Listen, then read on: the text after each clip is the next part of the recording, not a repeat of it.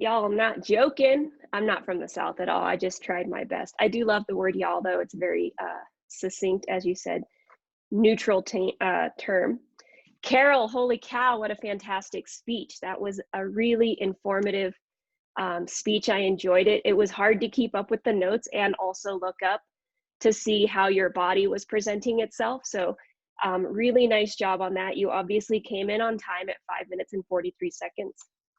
Now time for the interesting, delicious parts of this speech. So to begin with, your title was captivating.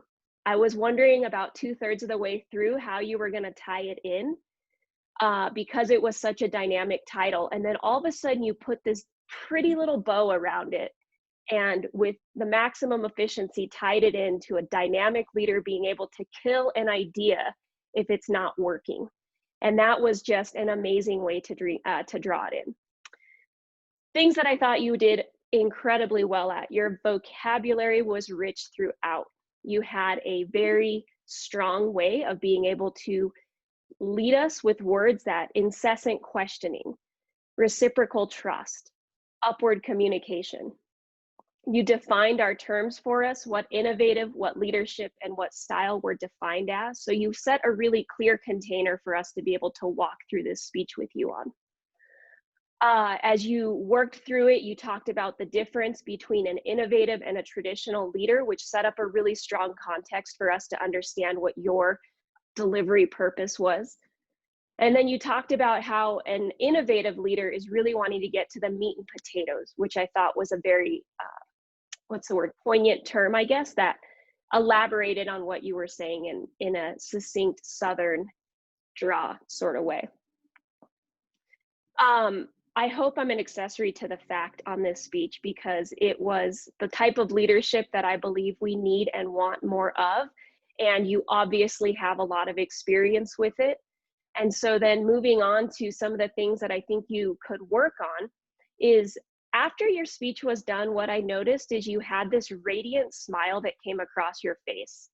And that is the warmth that I'd like to see come across more in your speech. You were a little bit stuck in the frame, if you will.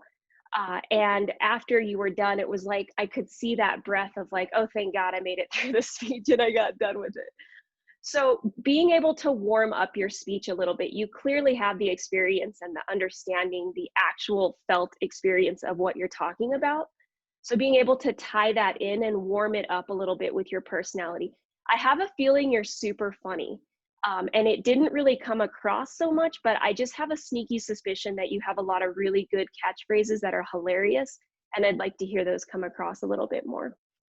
Movement and gesture, again, I think Zoom is so hard to work with, but I didn't see your hands in any way bring any attention to the speech.